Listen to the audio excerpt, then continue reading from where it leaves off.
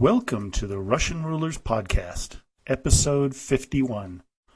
One down, six to go. Last week, we recounted the grand tour of the Crimea by Catherine along with her royal entourage. Her son Paul was growing increasingly hostile to his mother, and Russia was embroiled in two wars, one against the Ottoman Empire and the other against their age-old enemies, the Swedes. While the Russian armies were winning battle after battle, their opponents were stubbornly fighting on, despite horrendous losses. The Swedes were regrouping, and the Turks kept drawing upon their vast empire to supply them with troops. What the Turks and the Swedes were not taking into account was the Russian Empire had an almost overabundance of troops that they could call upon, something many in Europe were all too well aware of. Catherine was now in her 60s, and she was not aging well. As Professor Masson said in his work, Memoires Secrets, quote, while her forehead high and serene, her eyes clear and untroubled, but then the harmony of her face would disintegrate, and for a moment one would forget the great Catherine and see only the old woman, for when she opened her mouth she showed that she had lost her teeth, and her voice was broken and mumbling. There was something rough and coarse about the lower part of her face, something false about her light gray eyes, and a certain wrinkle at the base of her nose gave her a rather sinister look.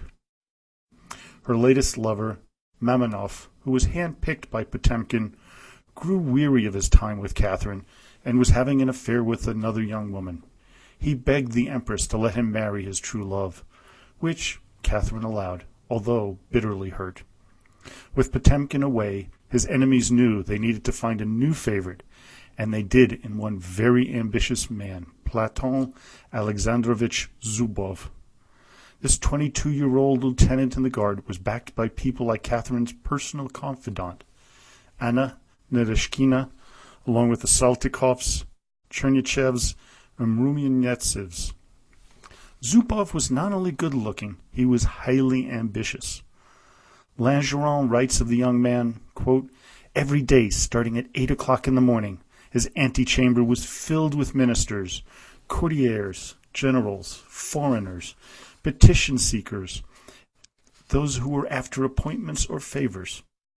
The old generals, the great men of the empire, did not blush to ingratiate themselves with the least of his valets. Stretched out in an armchair, in the most indecent, careless attire, with his little finger in his nose and his eyes fixed vaguely on the ceiling, this young man with his cold, vain face scarcely deigned to pay attention to the people around him. Zubov had finagled his brother Valerian to join Potemkin as a staff member so he could keep up to date on all of Grigori's actions, especially those things that were not going well. Potemkin knew that things were not going his way and made it back to St. Petersburg to try to get rid of his rival. He was right to be concerned, as all at the court were intimidated by Zubov, even Grand Duke Paul. Potemkin planned a grand gala to celebrate the victory over the Turks earlier in the year. The date was April 28, 1791. The party was overwhelming to all who came. Gold and jewels were found on every table, with incredibly expensive gifts being given to everyone. But alas, it did not have the expected effect on Catherine, as she left late that night with Zubov on her arm. Potemkin was a beaten man. Potemkin's light grew dimmer still, as word came out that Prince Renin had taken an army of 40,000 men and defeated the army of the Grand Vizier, which some estimate at 120,000 near Machin. The Turks were ready to talk, and Zubov pushed Catherine into it. Potemkin was opposed, saying that the Turks should be crushed outright before any negotiations happened. But Catherine stayed the course. Grigori decided that it was time to leave and admit defeat. He agreed with the Empress that the time was right, and he headed off to the town of Jassy, where Repnin had already signed the preliminaries of the peace treaty. Potemkin was furious that Catherine had gone over his head and allowed Repnin to conduct the negotiations, so he decided to just leave and headed off to the small town of Nikolaev, near the Black Sea. He did not make it all the way. At one point he is said to have commented, quote, "That's enough. Let us go no further. I am dying. I want to die on the ground." Grigory Potemkin lay down by the side of the road and passed away.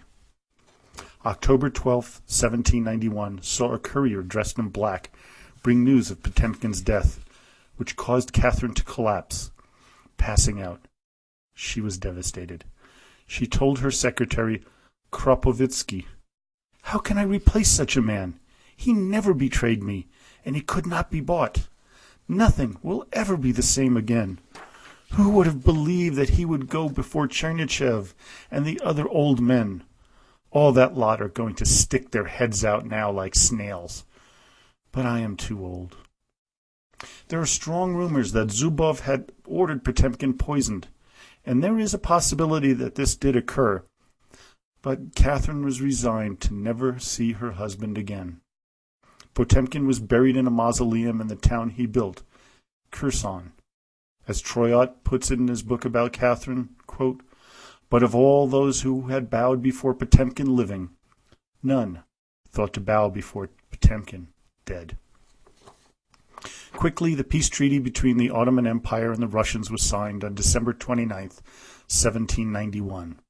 While Russia now controlled the entire northern coast of the Black Sea, the Empress was disappointed as it closed off the possibility of her taking Constantinople.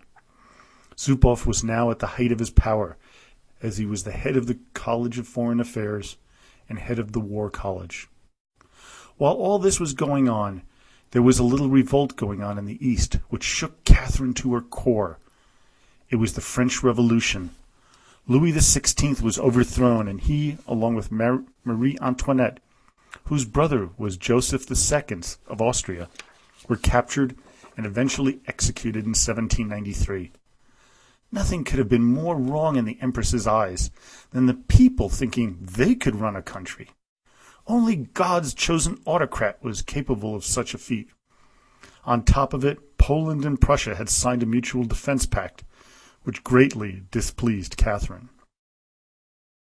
Poland had voted on a new constitution at the time, which Catherine thought was an emanation of the revolutionary spirit inspired by the Jacobin clubs of Paris. She was seeing conspiracies around every corner of Europe now. Prussia, which was defeated along with Austria, trying to restore the regency in France, turned its back on Poland as the people were up in arms in revolt, led by General Tadeusz Kosciuszko. The Russians were beaten back by the rebels, but soon reversed their losses and captured both Kosciuszko and Poniatowski, who had abdicated his crown, the one that Catherine had placed on his head. Her one-time lover was brought to St. Petersburg and was humiliated by the Empress. Poland was now sliced up by Russia, as well as Prussia and Austria, to the point that it existed no more. Poniatowski was a broken man who lived out his last years as a prisoner in Grodno. Catherine was still shaken up by the French Revolution, as hundreds of the French nobility were showing up in St. Petersburg. Still, she had more important things to do, such as marry off her grandchildren. Alexander was the first to be betrothed to one Princess Louisa of Baden, who became Elizabeth Alexeyevna. When Catherine heard of Louis XVI's execution, she was shocked. Kropovitsky wrote, "Upon learning of the criminal execution of the King of France, Her Majesty took to her bed, ill with sorrow." She now believed that a strong man was needed to retake France and restore sanity. Catherine could not have known that a Corsican, who was already 24 years of age, was to take control of France and threaten the existence of Russia just 19 years later. On September 28, 1793, Grand Duke Alexander was married, and Catherine summoned him soon thereafter to explain to him what her plans were for his future. He did not want to rule, as he felt a certain remorse for the people, as he had a much more liberal mind than the one that the Empress wanted. Alexander knew that his father was feeble-minded, but was also dismayed by his grandmother's behavior towards the much younger Zubov. He was trapped between his loyalty to Catherine and his duty to his father. We now fast forward to February 1796, where Valerian Zubov began his campaign to eventually take Constantinople. He had taken Derbent and Baku quickly, but then stalled at the border of the Persian desert. Catherine now knew that her dream was not going to happen in her lifetime. Her daughter-in-law, Maria Fyodorovna, gave birth yet again to a boy named Nicholas. Catherine could not take this boy to raise, which left him to the care of his parents to raise him with a much more conservative Prussian bent. This was to come back to haunt Russia as he became Tsar Nicholas I. Now, with her health failing, Catherine began to see something she feared. Republicanism was spread throughout writings throughout St. Petersburg. Whenever she found something that hinted liberalism, she had it seized and destroyed. All of this was weakening Catherine, which made her decide that she would make a proclamation on November 24th, 1796, her name's day, that Alexander would replace her. As the day came closer, she continued her work schedule, until one morning, after working hard, she went to the bathroom, where she remained for quite some time. Worried about her absence, her valet Zotok and maid Perokuzinskiana opened the door and found Empress Catherine on the floor, collapsed next to the commode. She was still alive, but barely. Days passed and she still clung to life, as obstinate and holding on as she was grasping for power those many years ago.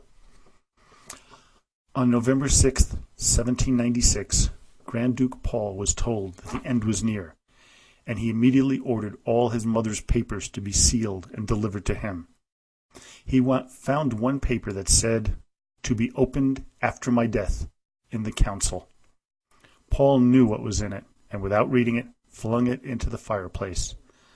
The will of Catherine would not see the light of day. Rostopchin would write of the last moments, quote, "That moment will remain present in my memory until the end of my days." On the right stood the Grand Duke heir, the Grand Duchess and their children. At the head of the bed, myself and Pleshcheva. On the left, the physicians and all the Empress's personal servants. The silence of all those present, the steadiness of their gazes, all fastened on the same object. The semi-darkness that reigned in the room. Everything inspired terror and announced the coming of death. The clock struck the 10:15, and Catherine the Great, having uttered a last sigh, like all mortals, appeared before the judgment seat of God. Procurator General Samoilov stepped forward and said, "Gentlemen, the Empress Catherine is dead, and her son, the Emperor Paul, has ascended the throne." Paul had his wife first come to him to kiss him the traditional 3 times, followed by Grand Duke Alexander and his wife, followed by Grand Duke Constantine and his wife, and the Grand Duchesses Alexandra, Helen, Maria, and Catherine.